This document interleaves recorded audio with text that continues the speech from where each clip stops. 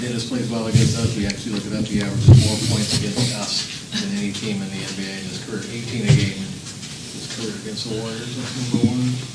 Not a surprise. I've had enough of him. He's got 3.5 against Atlanta.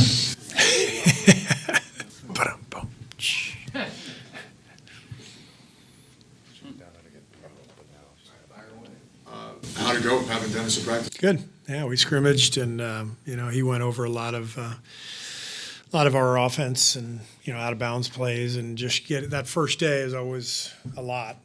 But he's a pro. He's been around, so he picks things up very quickly, and good to get him involved in scrimmages and see him with our guys, and he looked great. What jumped out in particular just about his game? Just his control of the game.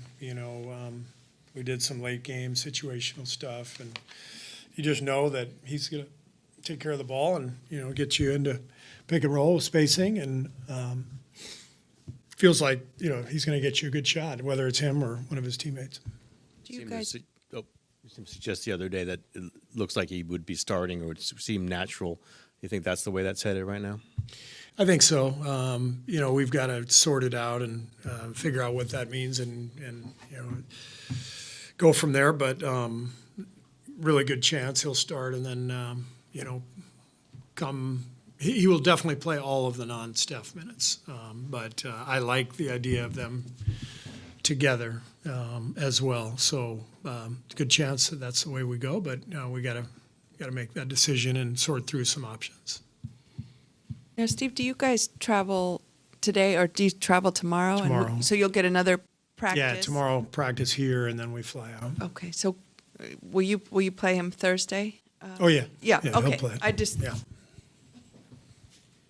Dennis has been really good in the mid-range shooting and throughout his career, good at kind of getting to that spot, like in the lane there. How much does that open up other things for your offense? I know you guys want to get to the bucket, you want to shoot a lot of threes, but how much is having somebody so effective in the mid-range help that? Yeah, I like mid-range shots when good shooters are shooting them. So, we've had plenty of success over the years, with whether it's, Clay or Steph or Kevin Durant or Chris Paul, shooting mid-range shots, especially in the playoffs. A lot of times those are the ones that are there. And what I like about Dennis is he knows what's a good shot and what's not. He understands time and score. He knows what the shot clock situation is, but he's got options. He can get to the rim. He can shoot the three. He can shoot the mid-range.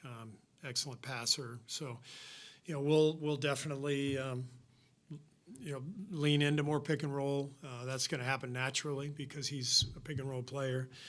And, maybe it looks a little bit more like last year with Chris, running the show at times, although I think, Dennis isn't the exact same player as Chris, but there will be some similarities in that sometimes you need a guy to take care of the ball and take control of the game, and he's got that ability. In the scrimmages, are you putting him opposed to Steph's team, or are you putting him with Steph's team? Today I put him opposed because I wanted to get him with that second group. I thought that was more important than getting him, with Steph in the first group. But there will be both for sure. You just look at it. I mean, it's obviously Brandin's been struggling a little bit with his shot. Could be losing minutes maybe with Schroder. Do you have this conversation with him? Where do you see his role is going forward now that you have Schroder? I think this is going to be a good thing for Brandin. Ultimately, when you look at last year. We looked at it today. I think he played 90% of his minutes with either Steph or Chris last year. He's really ideally suited to be a secondary playmaker, not the primary shot creator. And I think we've put him in a tough spot this year based on our roster and based on the combinations that he's been put in a spot where he's had to create a lot. And he's best when he's on the weak side. Somebody else creates, the ball starts to move. Now he's cutting and putting it on the floor and making a play for someone else. And I think we'll see more of that now that Dennis is here. Steve, where do you hope that he can have the biggest impact for you? I think situationally, getting us organized, getting us under control. We've lost at least 3 games this year where we just did not handle, late game very well. We didn't get organized. We didn't get good shots. Made poor decisions, including mine. So it's a group effort.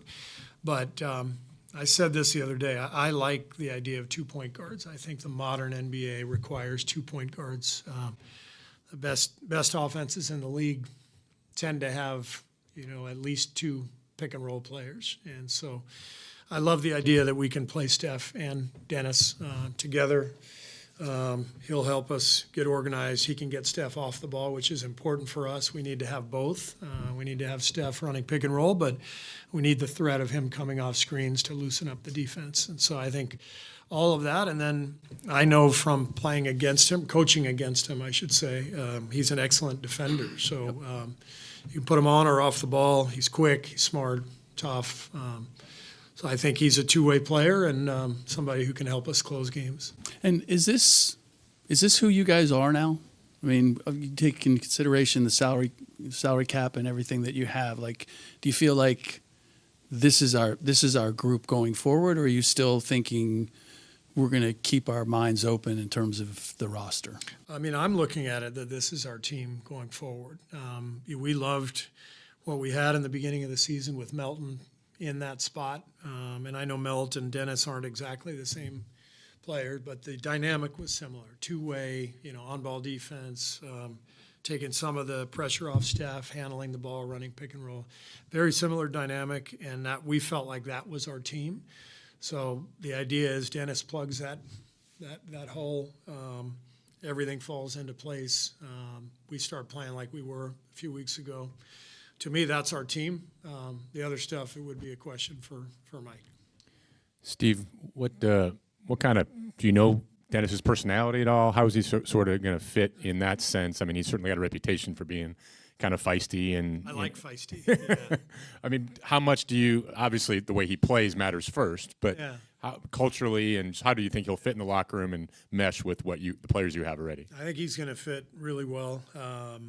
I've spent the last couple of days getting to know him a little bit, talking with him. We share the same agency, Priority Sports. So I've talked to Mark Bartelstein, who represents him and who has represented me for 30 years. Talked to him quite a bit. Dennis is he's a gamer. He's a competitor, and I love guys like that. I also like guys who have been through the ringer a little bit. He's played on about 6-7 different teams.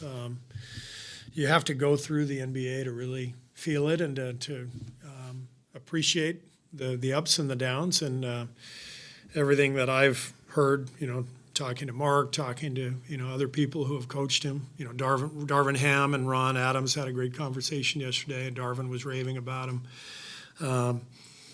We feel great about a guy who's a winner and a competitor, and we're getting him at the right time in his career and in our current situation.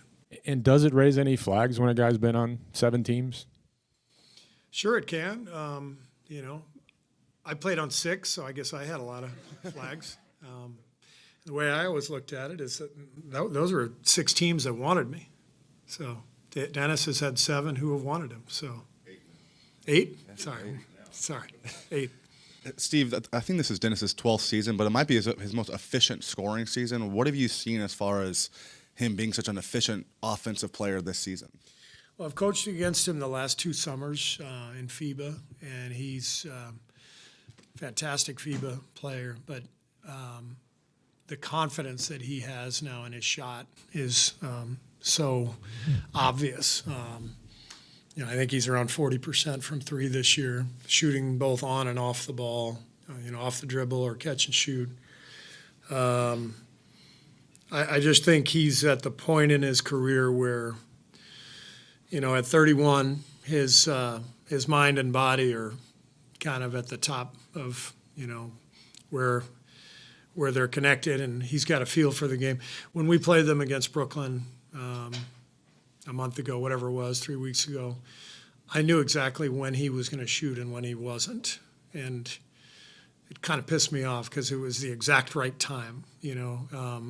He's trying to get everything organized, and it's early in the shot clock, and he's open, but he's looking for something else. And then it's sort of later in the shot clock, and he fakes like he's looking, and then he pulls up and he shoots and he makes a three, and it's like, yeah, that's the right shot. So I just feel like he's at his peak right now in terms of his awareness of what wins. How much does he alleviate specifically some of the burden that's been put on Steph and the way teams have tried to take away Steph late in games? And also Jonathan. I mean, you guys have really tried to go to Jonathan at different times. It seems like they would be a good tandem together, Dennis and Jonathan. How does that Just all like fit? Chris last year, one of the thoughts with Chris Paul was pick and roll with Jonathan, and he'll get him the ball. Dennis is a great pocket passer, so plenty of ball screens with JK, get him the ball downhill to the rim. That'll be a big part of what we do. But we need to take some of the burden off Steph. He's had to take on, I think, an abnormal load this year of responsibility offensively. You guys know the numbers. 120 points per possession when he's on, and 101 I think when he's off.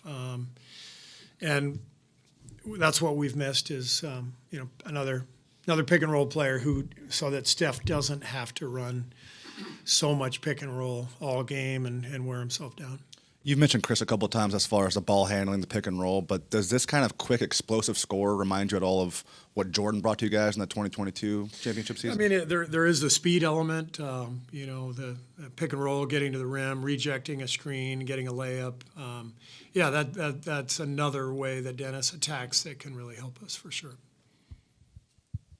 Practice today? I'm sorry? Moses? He did not practice today. He got a good pre-practice shooting workout, but has not practiced yet, so he's doubtful for Thursday. Steve, after the game the other night, Draymond talked about a defense needing to set a tone early. It didn't happen in that game, obviously. Can you set a defensive tone early without Draymond? Without Draymond. With him on the bench, can you? Is that something that? Great question. Great question. Yeah, these are the questions that we're having to answer and to figure out. We're trying to get the best out of JK, which is at the 4, give him some space. Don't want to start Draymond at the 5 for obvious reasons. So we've tried a little of everything, and the answer is it's going to be a lot harder to set a defensive tone when you have the best defender in the world on the bench. So, but it's not like we didn't consider that beforehand. But we're purposely taking this early part of the season to look at different things and hopefully get to the place where we're most comfortable, and then we go from there. So it's possible or probable that Draymond will be back It in is the starting certainly lineup? possible, Monty. Certainly possible. Thank you, guys.